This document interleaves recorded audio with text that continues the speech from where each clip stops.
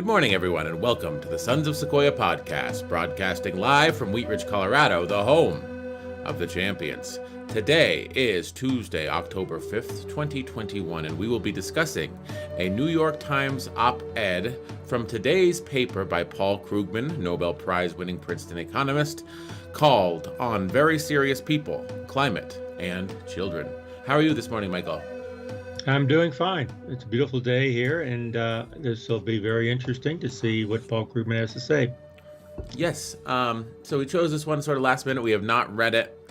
We've been doing a lot of foreign affairs, but those take a long time, and we got a bit of a late start today. So today we'll be looking at Paul Krugman, who usually has a very concise, succinct style in his op-eds. Of course, I believe that his scholarship, he's a little more long form. But we'll take a look at what he has to say, and I think it'll be very interesting. So should we just jump right into the article? Yeah, let's jump right into the article. On Very Serious People, Climate, and Children. Okay. Let me pull that up.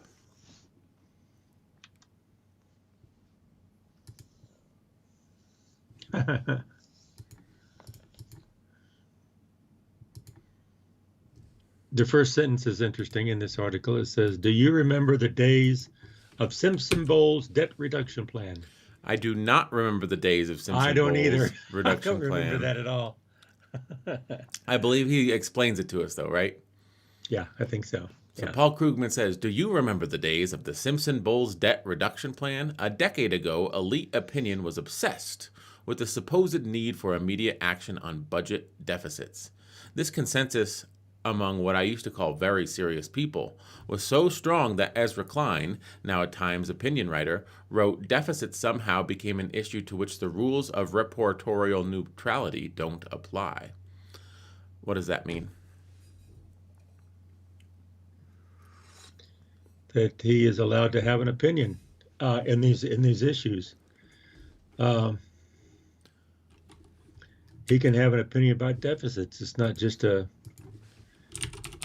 I'm sure the rules of reportorial neutrality don't apply, so he doesn't have to be neutral. So you could say have an opinion about deficits.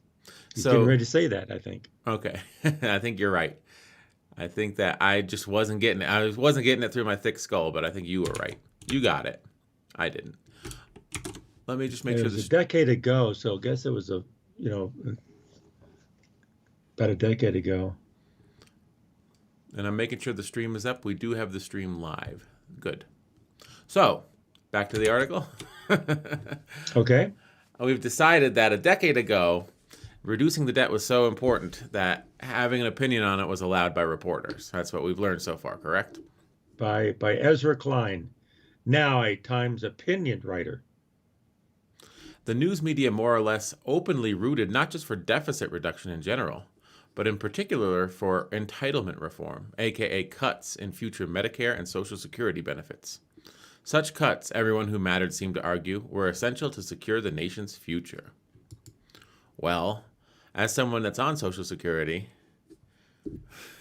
that doesn't sound too good to you, does it? No, it doesn't. As a matter of fact, the future, whatever the future is, it's based on the past, and the people who are drawing Social Security established this culture and this economy in this country to give us a future. Mm-hmm. So there should be some kind of a continuation there of respect. It's funny because when you think about all the, I may sort of display my political biases here, but when you think about all the skeevy corporations in the world, you know what they often do? They raid their workers' pension funds to do something to go out on a quixotic quest, and then they lose all the pension funds of their workers. That's always what these corrupt corporations do. That's exactly what the proposal is when you reform Medicare. Oh, let's use Social Security money for something. It's maybe that should be kept safe, in a separate pot, like the pension funds of your workers. Okay, moving on. Such cuts, everyone who mattered seemed to argue, were essential to secure the nation's future. They weren't, But here's my question. This is Paul Krugman saying that they weren't essential. If elite opinion cares so much about the future, why isn't there any comparable consensus now about the need for climate action and spending on children? These are two of the main components of President Biden's Build Back Better agenda, and the case for both is much stronger than the case for entitlement cuts ever was.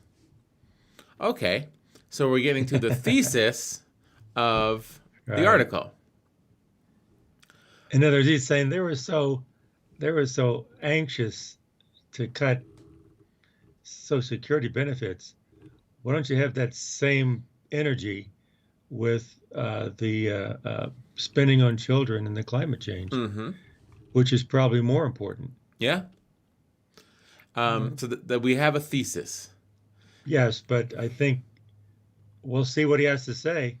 But my first impression is that's just not how people think. No. People don't think with their heads. They think with their pocketbooks and their money, and they think with whatever is expeditious at the present time. They don't think about long-term things. Now, my question is this a little bit of whataboutism? You said the debt were a problem, but what about climate change and childhood education and stuff?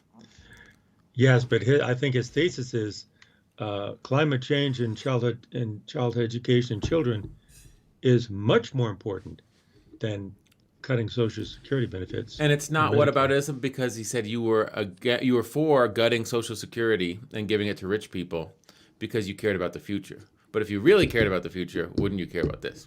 The reason's the same. Yeah, it's not a whataboutism.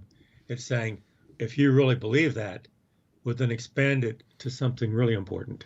Yeah. Continue. So I'm sure there's another word for that, but anyway. Hold on. Okay, yeah. Whereas calling for Social Security cuts used to be treated as sort of a political badge of seriousness, calling for urgent action on climate change and children isn't.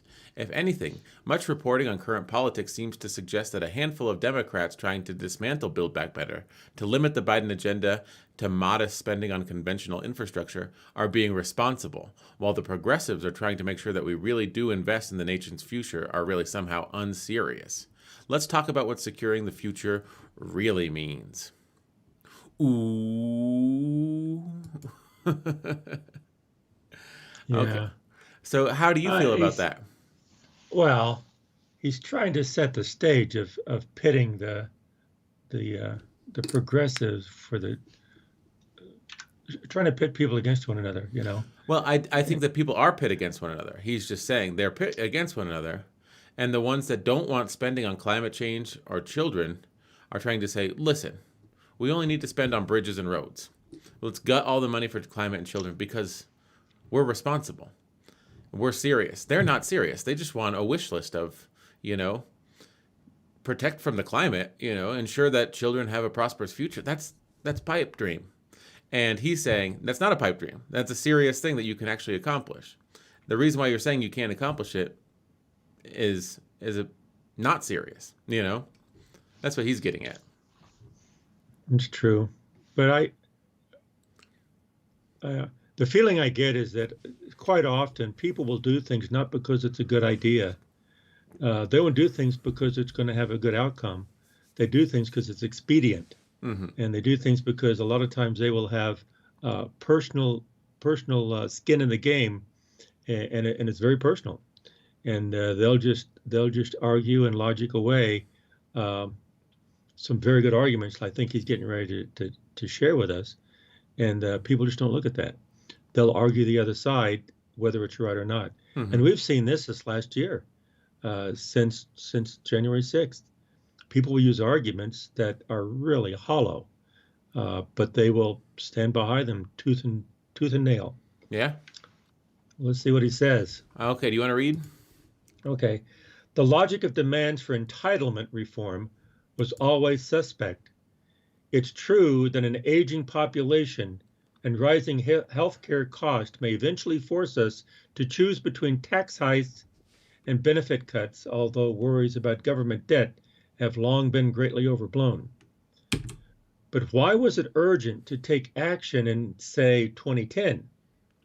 What would be lost by waiting a few years?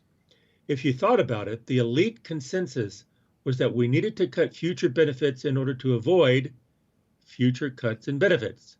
Huh? By contrast, the cost of delaying action on climate and children is real and immense. Okay. So I think that's a good point. Very, very good point. Yeah. We need to cut benefits now so that we don't have to cut them in the future. Whereas, like, if we don't take action on climate change now, we're in trouble. Mm-hmm. We are in trouble already. Things are happening. Things are happening that can't be reversed. The things about climate change and the Earth and our world is that once things start, and they have started, you can't reverse them. They're not reversible. You can reverse benefit cuts and tax. You can reverse that. Yeah. And then recoil, but you can't reverse things with the ecology. You can't reverse things with the world. You can't reverse it, and you can't stop it. Sometimes it's very difficult to stop once it's started. As a very difficult, probably impossible in some cases.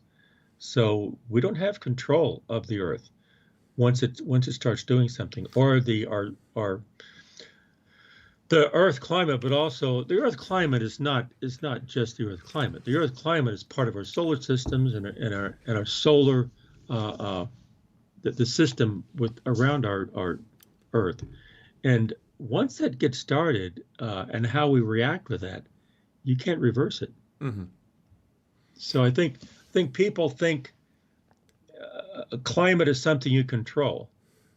You can't control it once it gets started, but you can do things to mitigate moving away from the normalcy of the natural progression of climate. And that's what we've been doing. We've been affecting it. That's what people are trying to say. I did some work in climate science back in the day. And one interesting thing was there used to be this argument like, well, the climate's always changing. And it's like, yes, but if you take a look at the historical climate changes, the graph, I'll just cut to myself here real quick. The graph looks like this. Okay? And I'm just moving my finger up and down. So, historical global temperatures over time are like this. And then you get to the point where humans come on this earth. And we just had this unprecedented period of stasis. And because you're talking about millions of years, so it looks like this. Well, in the 10, 20,000 years that humans have been around, we've had this unprecedented period of stasis. And we're trying to avoid losing that stasis by something we did. Now, while it's true that, a natural occurrence, a huge volcanic explosion that sends ash into the atmosphere could also cause temperatures to rise, like the fact that we knew what we were doing and we didn't do anything to curtail it is causing temperatures to slowly rise. Do you see what I'm saying? Mm-hmm. And so, yes, the climate is always changing. And yes, we have had vastly different climates than what we have right now, but not when humans were around. And that's the scary thing. And like you said, it's hard to change. We've been reading Foreign Affairs that talk about how the U.S. government's an ocean liner. Once it gets going in a direction, it's hard to steer. I think that's doubly true for climate. Yeah, but with an ocean liner, you can steer it. It may not work that well and slow, but with a world and climate, there's no steering. That goes back to what you said earlier today, that people want solutions that are going to work. If you have $500 million in a trust fund for Social Security, and you know it'll last 30 years, and you cut benefits by 10%, then you'll know it'll last 33 years. So you're saying we're extending this by 3 years. We know that's going to work. Now, when you say we're going to throw $500 billion at climate change, there's no guarantee that our solutions are going to work. So why should we do that when we could just cut the payments in Social Security and get the same result? If you're thinking about it in terms of dollars and cents, you know that one is a solution. You'll extend the benefit life if you cut the benefits now. With climate change, you're not guaranteeing that you'll mitigate the effects of climate change by spending on it now. You could be trying a lot of things that don't work. Well, I think it's a different argument. With the budget, with money, if you do this, a positive things will happen and a natural result will happen. Mm-hmm. But with climate change, you don't know what will happen, but you know what bad things will result if you don't do something. Yes. So it's a whole different kind of argument. Mm-hmm. It's not like, oh, do this because this good will happen. Is that if you don't do this, the bad things will happen. And so it's not like you're going to get something good. It's that you're preventing something really bad. Mm-hmm. And that's a whole different argument. And so when you try to move from tax hikes and benefit cuts to climate change, it's a whole different argument. And people just don't make that leap. Yes. They don't agree with that type of an argument because, yeah, but we can't do anything about it. Well, it's not like it's not like tax hikes and benefit cuts. It's not the same argument. Mm-hmm. But it's even more serious because once it starts to say, oh, this is bad, let's do something about it, it's too late. And a lot of people are saying it's too late. But I guess what I'm saying is with climate change or with benefit cuts to extend the life of the Social Security Trust Fund, they are measured by the same scoreboard, which is dollars and cents. So you say these dollars and cents will be effective. There's no guarantee that these dollars and cents will be. And you say, yes, but without these dollars and cents, there will be catastrophe. Yes, but you could spend all these dollars and cents and lose them. Like, you're gambling them here. This will actually work. Do you see what I mean? Yep. And when you use the same scoreboard for two different things, people will conflate what winning is. And I think that's what he means here by contrast. The cost of delaying action on climate and children is real and immense. Yes. Continue with the article. On climate, every year that the world fails to limit greenhouse gas emissions, humanity emits about 35 billion tons of carbon dioxide. And these emissions will stay in the atmosphere, warming the planet for hundreds of years. We've already seen the costs imposed by the leading edge of climate change. Severe droughts, a proliferation of extreme weather events. The overwhelming scientific consensus is that such costs will get far worse in the decades ahead. So, by postponing climate action, we are undermining our future in a much more substantial way than we do by, say, adding a few percent to the national debt. That's what we're saying. That's right. And that's a good argument. It's true. It's true. I think, and the problem, well, getting back to logic, the problem with that is people in the United States, in our schools, have not learned to argue logically or understand logical arguments. Either one of those is two different things. Because a lot of times that we see today in politics, in the news, in the entertainment, the argument is emotional. It's not logical. And I think that's what he's saying, that we have overwhelming scientific consensus that such cost will get far worse in the decades ahead. So why don't we do anything about it?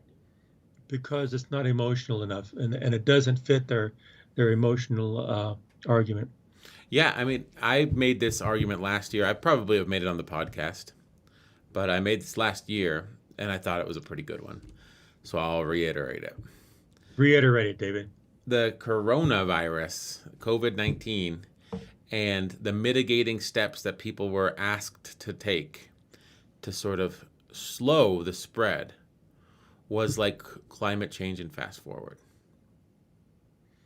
So it's like, we don't have a silver bullet solution, but maybe you should wear a mask. What do you get? Protests at the state capitol. No masks, no masks, no masks.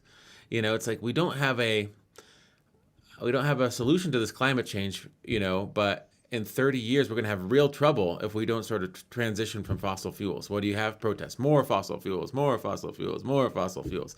The no masks, you know, the no maskers, they're the ones that end up in the ICU.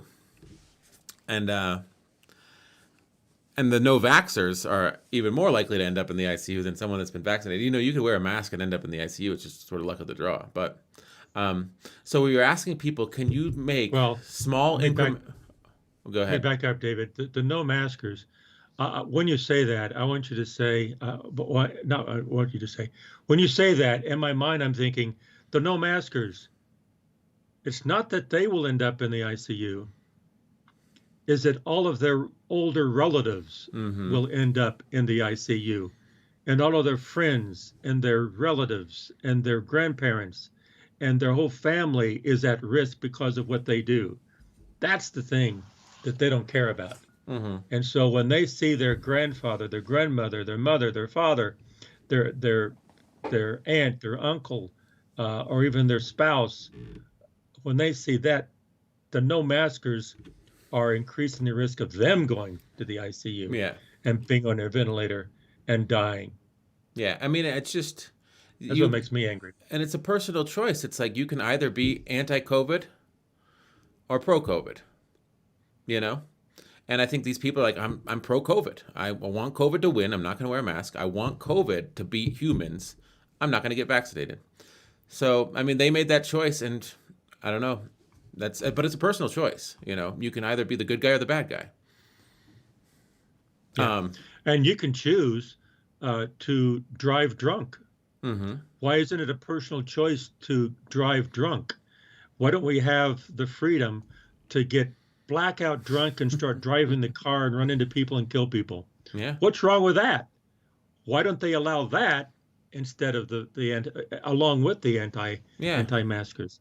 It's the same thing to me. Yeah. If you drive drunk and you put others in danger, you're just anti-life. But that should be a personal choice. Just like not wearing a mask or getting vaccinated. You're anti-life. But if you want to put others' lives at dangers, that should be your choice, right? Yeah, I don't see any difference between those two. We do have laws about drunk driving, and Mm-hmm. we should have laws about anti-maskers, because it's putting other people in danger. It's not just them, and it's the people who are putting in danger at risk. And with a drunk driver, it's the people who are innocent out there just driving and doing what they're supposed to do. And a lot of times, it's the people who get COVID. They're doing what they're supposed to do, but then someone else uh, uh, contaminates them. Yeah. Anyway, so Um, sorry to interrupt you. yeah. But yeah, climate change is like that. But instead of, hey, if you don't social distance and wear a mask, like you're going to have a real problem in 3 weeks. If people can't get that through their thick skulls and they go out to the restaurants and the bars and they don't wear masks and then they have a real problem in 3 weeks, how are you going to convince someone? If you don't curtail fossil fuel consumption, you're going to have a problem in 3 decades, 2 decades, 1 decade, 5 years, 3 years. We couldn't even do it when the threat was a month away. We couldn't prepare for the future. So how are we going to prepare for the future when the threat is, I mean, it's upon us, but even when the threat was clearly upon us with COVID, we weren't able to adjust as a society. So I'm not holding out much hope, and I know that's bleak, but that's my opinion. So we're seeing the symptoms of a deeper issue and a cause that the anti-vaxxers and anti-maskers and we're seeing those are the symptoms of a deeper cause, and maybe the cause of that is just something that's responsible, a responsible society, a society that is responsible for the future, because we are so Americans are so personal, they're so individual, and they're so very myopic, very near term. And we need to think more of other people, like other cultures, think more of the future and planning for the future. That's not being done. Mm-hmm. We don't do that in this country. Anyway, that's my opinion. So back to the article. Back to the article. On children. So we talked about climate change. Let's get to children. Child poverty is a huge problem in America, and there's overwhelming evidence that spending on programs that alleviate child poverty has huge payoffs. Children who receive aid from these programs grow up to be healthier adults with higher earnings than those who don't. In fact, the evidence for high returns from spending more on children is much stronger than the evidence for high returns to spending on roads and bridges, although we should do that too. So every year we don't increase aid to children, for example, by expanding the child tax credit, leads to decades of wasted human potential. Okay, but elite reporting and much reporting somehow fails to highlight the extreme irresponsibility of opposing clean energy plans and the immense waste of human potential that comes from failing to address child poverty. Instead, it's all 3.5 trillion, 3.5 trillion, often without pointing out that this is proposed spending over a decade, not a single year, and that it would amount to only 1.2% of GDP. I think that's very interesting because who cares what the big ticket number is? Oh, 3.5 trillion is too much. We want 1.2 trillion. And it's like, that's more money than people can conceive of. And I've seen this argument made elsewhere, but it's like, don't talk about 3.5 trillion. Talk about what's in the 3.5 trillion. You know, by expanding the child tax credit, by, you know, investing in early childhood education, we can alleviate child poverty by 55%. And the effects of child poverty are this bill will alleviate that. And it's like, that's awesome. And does it matter that that's part and parcel of a $3.5 trillion plan over 10 years? Or does it not matter at all? Like, you know what I mean? Yeah, very good point. Well, his argument here, which Paul Krugman, I love what you're saying about just the three simple words: wasted human potential. I think people disregard and undermine and in some kind even discount potential, human potential in this country and actually in the world. There, especially with children. I mean, brilliant people. Children grow into brilliant people and people who can make a change in this world, positive changes in this world. And those children, that human potential in children comes from everywhere. It doesn't come from just the elite families. It comes from everywhere. And the human potential across the board, no matter where they're from, and no matter what their background, that human potential is enormous for the future of our society and our civilization, not only our country but also the world. And I think that really should be at the forefront.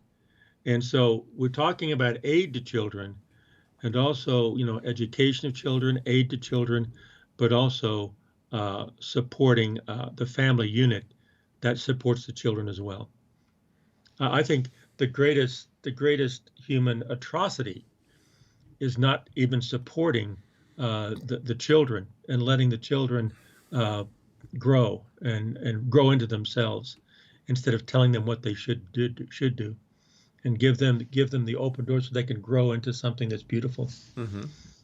Yeah, I again, wasted human potential is one of the greatest travesties that we have in this world. And you can talk about education, talk about healthcare, you can talk about poverty, but those three words that Paul Krugman, I just think that is an indictment of our existence. Mm-hmm.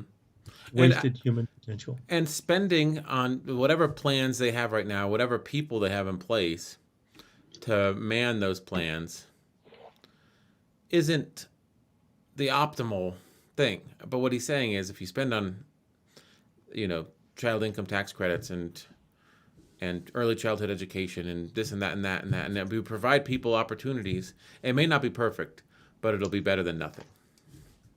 And some things you do have to spend for short term to make sure that we're still here, mm-hmm. But also invest in the long term.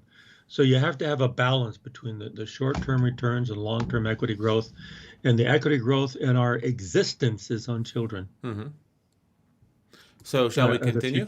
Yeah, let's continue on. Okay. It starts with okay. You want me to continue on? Sure. Okay. I don't fully understand this double standard. Why very serious people became obsessed with the supposedly urgent need to limit government debt, yet are blasé about, if not hostile, to proposals to tackle the issue that really matter for our future. Money is surely part of the story, Corporate groups like the U.S. Chamber of Commerce were all in on entitlement reform, but are lobbying furiously against Build Back Better. Indeed, the Democrats trying to scuttle Biden's agenda are more accurately described as the party's corporate wing than as centrists. After all, polls suggest that the policies they oppose are highly popular, so in that sense, they're well to the right of the political center. But not everyone defining conventional wisdom is on the take. There also seems to be a sort of social dynamic in politics and the media, perhaps reflecting the circles in which opinion leaders move, that treats people who want to make the lives of ordinary Americans harder are as courageous, while considering those who want to raise taxes on corporations and the rich flaky and unrealistic. Whatever the reason for this dynamic, it needs to be fought. Right now, we have an opportunity to really do the right thing. It will be a tragedy if this opportunity is missed. Interesting. Now, my question is, I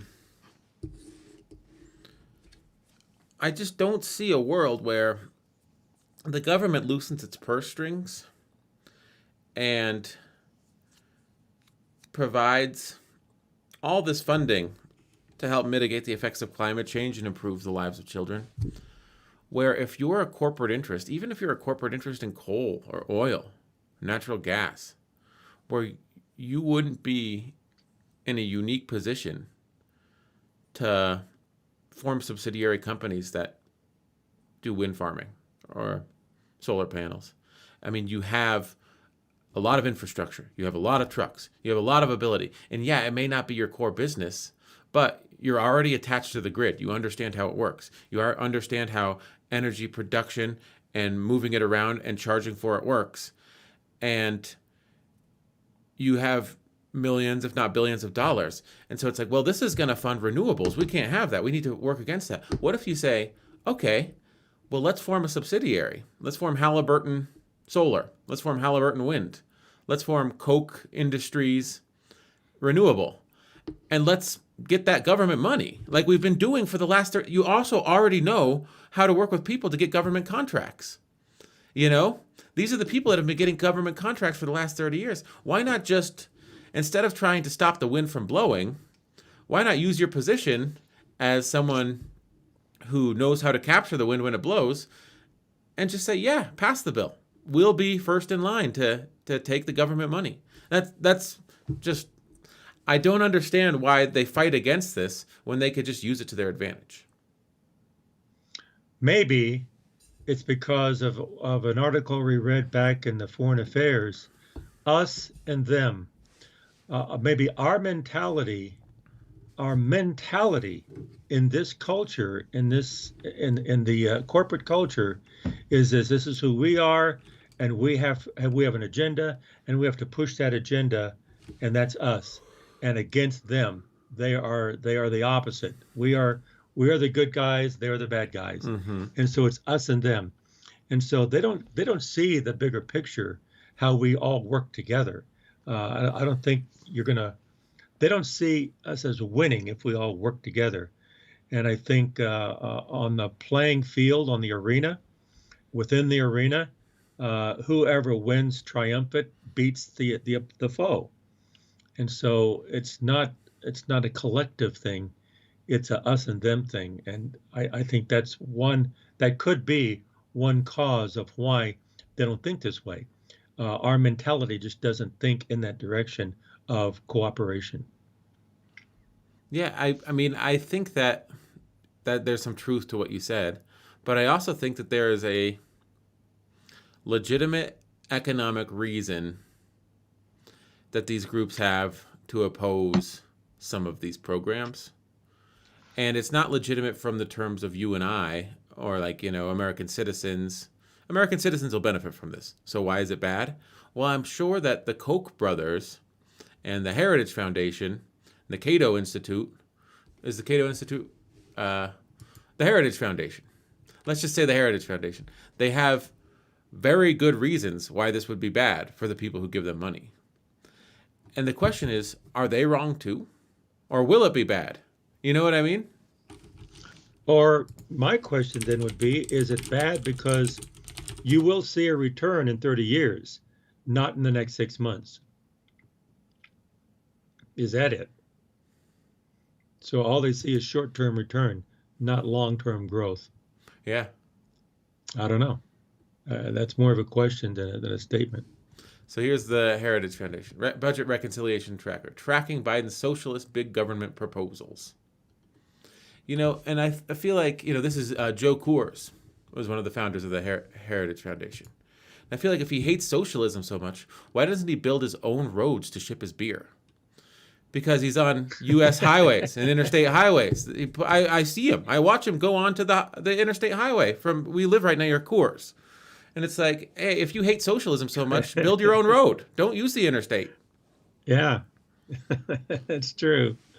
Yeah, and why do you use telephone lines? Yeah. And telecommunications that the government built and provides, and city water and sewage.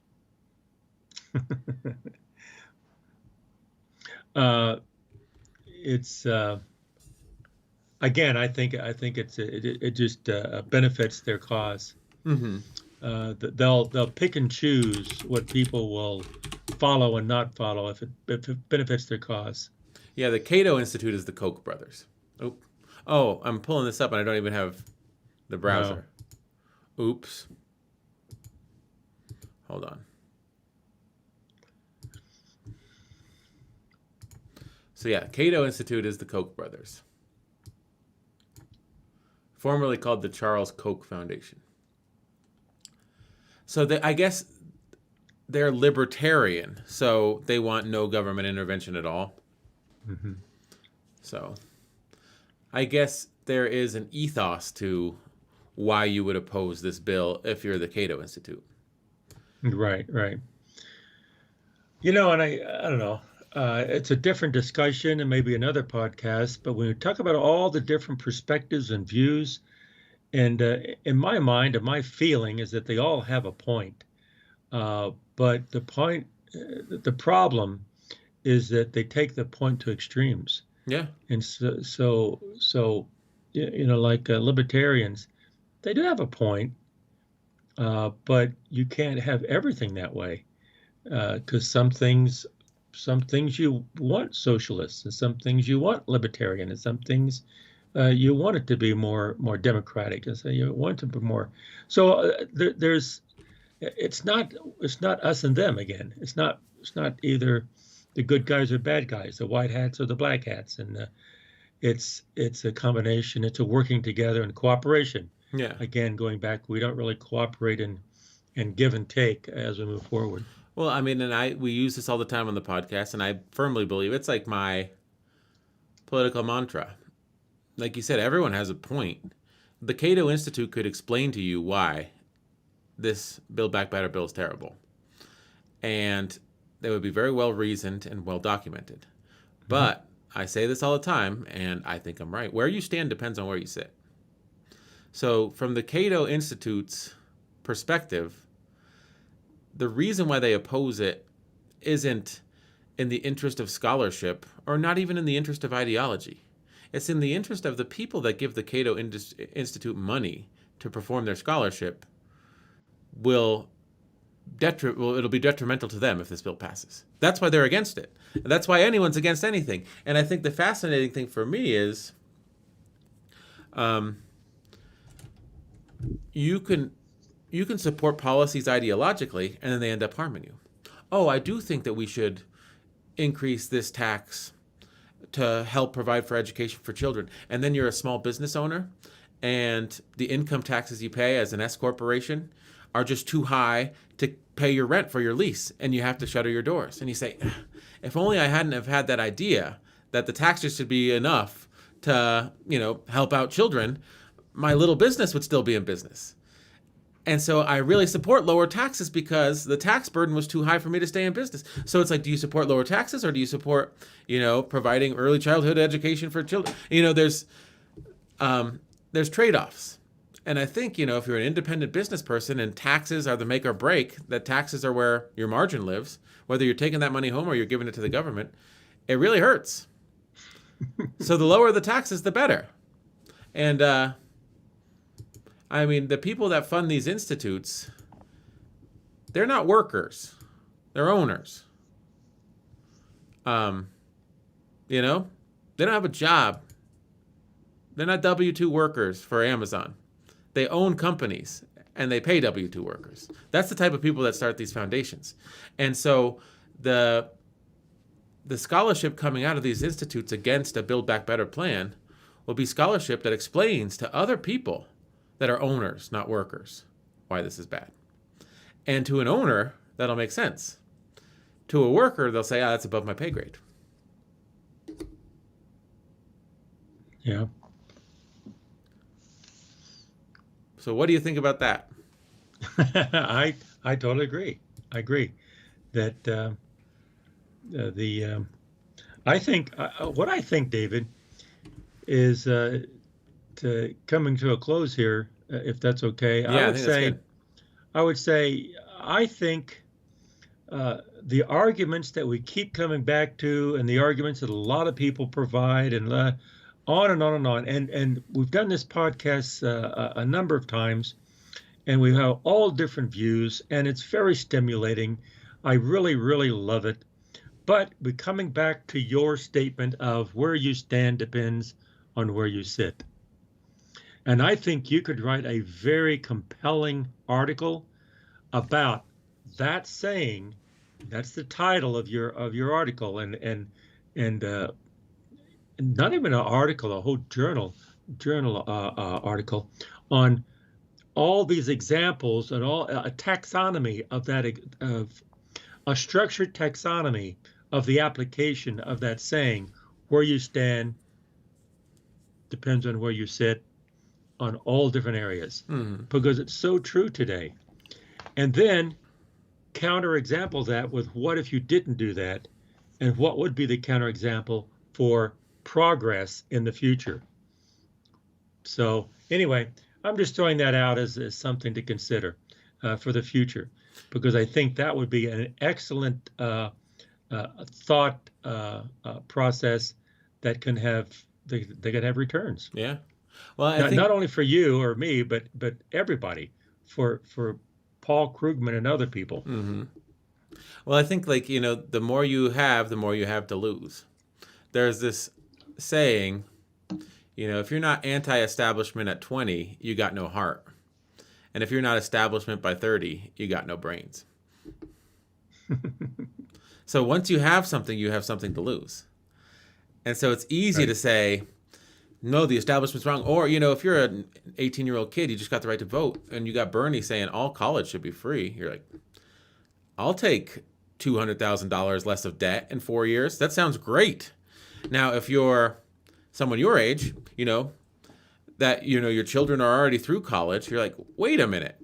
I helped my kids get through college. This isn't fair. Why is this kid getting free college? It's an interesting dichotomy, right? Yeah, like, I'm 65 years old and I worked really, really hard to make money to send my kids through school. And then these other people, they didn't work at all, and they just want a free ride. So that's not fair. But that's not really the story. That's a way to look at yes. it. And so we got to step back and look at a bigger picture, and don't have it so personal. And I think we need to. But it's hard to separate politics from your personal life. It really is. Again, where you stand depends on where you sit. And if you're 45, 50, and you're making $250,000 a year, and you say, well, I think it's a good idea to gut Social Security because I'll know now and I'll have 15 years, 20 years left in my career to save some of this windfall because I know Social Security won't be there. But what if you're 65 and you were depending on that? And they said, oh, we're going to pull the rug out from under you at the last second. That's not fair. Yeah, I don't have time to build anymore. Yeah. I've built for 50, 60 years. And now all of a sudden what I built, you're taking away from me. Uh-huh. Yeah, I guess that's the American way. But it's difficult to separate your individual experience, your lived experience, from your politics. That's true. That's true. That's why And so where you stand depends on where you sit. If your that's lived right. experience is building these businesses and you're like, I succeeded because of my own exceptionalism, the more the government was out of my way, the better I did. That'll be your political ideology, like Charles Koch. Yep. Yep. Exactly. Yeah. Where you stand depends on where you sit, and also sometimes where you sit depends on uh, how you've created that place to sit. In other words, you've developed it. So now this is where I'm at. Yes. And And like you said, you've worked for 65 years or 40 years or 30 years. just to get back to the article, real quick, Yeah. this is why. But the thing is, where you stand depends on where you sit. But some people have more money and influence and power over opinions than others. And those people are the people with money, influence, and power. And so I want to go back to the corporate wing of the Democratic Party is trying to scuttle Biden's agenda. And they're described as the corporate wing, not centrists, because polls suggest that these policies are highly popular. That's the fascinating thing. And you know why they're highly popular? Because from where the average American sits, a lot of the stuff in that bill sounds pretty darn good to them. Mm-hmm. So it is corporate interests trumping individual interests, I think, in this instance. And that's what Paul Krugman wants to point out. And he wants to point out when the argument about the future was made about cutting entitlements, cutting your right to Medicare and your right to Social Security, that was also about the same thing. So he's not conflating the two. He's not doing whataboutism. He's saying corporate interests are different than individual interests. You were worried about the future when it meant that you could take money from Social Security and put it in your pockets. Now you're not worried about the future when you don't get anything out of it. So, Which begs the question, how do you do it? Which begs the question, how do you resolve that conflict? How do you move forward from that? What type of a system would not have that kind of those kind of issues? Because pretty much every political system has those problems. yeah. Well, I think like you see in China, because people are always worried about the boogeyman of communism. But I think that you see these sort of oligarchical corporate interests like the Koch brothers and others pushing for policies that are perhaps against the average American's interest. That happens here. And then there's a give and take. And you have people like Joe Manchin and Kristen Sinema that says, we're going to side with the corporations, not the people. And the people are dismayed, but that's just how politics works here. In China, the party is that. Right. There's a lot of wealth here to be controlled. You control the wealth if you're in the party. Individuals go out and make the wealth. We decide whether or not we want to repatriate that wealth into the party. And then we decide how do we take this immense amount of wealth and distribute it to the people in a manner where we can keep them under our control. Not in the most equitable manner. It's how do we distribute it in a manner to maintain control? And I think in many respects, corporate interests working in concert with congressmen and chief executives also do the same thing here. You know, Mark Bezos lost $7 billion yesterday because Facebook went down. That you could take 7,000 Americans and give them $1 million of his wealth from yesterday that he had at the beginning of yesterday that he didn't have at the end. And if he had done that, instead of having Facebook go down and losing $7 billion, if he chose 7,000 people and gave them $1 million, he could have substantially changed 7,000 lives and still been the fifth richest man in the world. So there is this disparity in wealth. And the interesting thing is even Paul Krugman, as an economist, says alleviating child poverty has huge payoffs. Children who receive aids from these programs go on to be healthier adults with higher incomes. So earnings is a measure of how well you're doing in life. So Mark Zuckerberg is doing far more than 7,000 times better than me with just the money he lost yesterday. And we're the same age. Doesn't seem fair, does it? No. Yeah, I saw that higher incomes, and I thought, well, that's an interesting measure of success. But how do economists measure anything? It's a metric that you can point to. It's true. It's true. Yeah, and it is a metric. It is a metric. Mm-hmm. But then again, do all intelligent citizens strive for higher earnings? No. No, not at all. No. Maybe economists think they do, but they don't. A lot of people will pull back and say, "I have other things I would rather do I want a happy life and a family life. I don't want to just sacrifice everything just for high earnings." Yeah. So that's not always true. So, yeah, but so even for Krugman, though, it's a metric of success. Right. So, well, the metric is there for those who want to take it. mm-hmm. Okay. And also higher earnings, I think, comfortable earnings to where you can earn to the level that satisfies your lifestyle. Mm-hmm. And so you can make those choices on where you want to be. Because if higher earnings is a measure of success, well, then why don't people just totally just focus just on earnings? And they don't do that. Most people don't do that. Some people do, but everyone doesn't. No. So it's a good article. It is a good article, and I think we got a good discussion out of it for 50 minutes, despite it being much shorter than a foreign affairs article. But it's easier to stop and start when we do a Krugman article. Well, David, I think we can take these issues and just we can talk. It's easy to talk about these issues because these are smart. Krugman is a very intelligent person. Mm-hmm. He brings up some very good points, but the world is so complicated, and reality is not unidimensional. It's a moving target, and so when you start talking about things, when you go from theory to reality, you're moving into areas that you'll never have a weakness, or you'll always have something to talk about. Yes. And you'll never have a shortage of an idea, something to talk about. And for my sum up is that I don't like it when people say the right or the left thinks that everything should be socialist, or the right thinks that you shouldn't have access to early childhood education. But what Paul Krugman is saying in this article that I like is he's calling them very serious people. And he's done this for years. And he's saying these very serious people made this argument that we have, in order to protect the future, we have to gut Medicare and Social Security. And their reasoning for that argument was just as flawed as their reasoning right now for why we shouldn't spend money to mitigate the effects of climate change and help children. So he's saying even though they claim to be serious, what they're advocating for is not serious.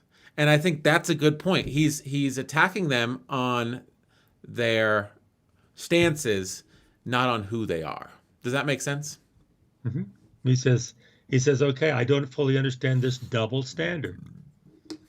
Why very serious people became obsessed with the supposedly urgent need to limit government debt, yet are blasé about, if not hostile, to proposals to tackle the issue that really matters for our future. Yeah. You know, they go back and forth. That's humanity. That's humans. That's what people do. Even serious people and even intelligent people. Intelligent people don't always make the right decisions. Yeah. They can give a good arguments for their decisions. That doesn't mean their decisions are right. Mm-hmm. So just because you have a good argument doesn't mean it's right. Because again, reality in this world it doesn't follow the argument of people. The world is the world, yes. And we have to learn the world. Typically, an argument is like the blind men touching the elephant's trunk and tail and hide. You're just focusing on a small part of the picture, and you can make a compelling argument, but you're not necessarily right. So I think, should we start to wrap this up? Yeah, let's wrap it up. All right, I'll play the This has been music good. and I'll say this has been the Sons of Sequoia podcast. We are live Tuesdays and Thursdays at 9 a.m. And we're available on YouTube, Amazon, Apple, Google, Stitcher, and wherever you get your podcasts. So tune in and we'll catch you in the next one. Is there anything you'd like to say as we leave? Yes, the Sons of Sequoia podcast, we always say keep on talking, but listen more than you talk and try to understand what the other person is saying.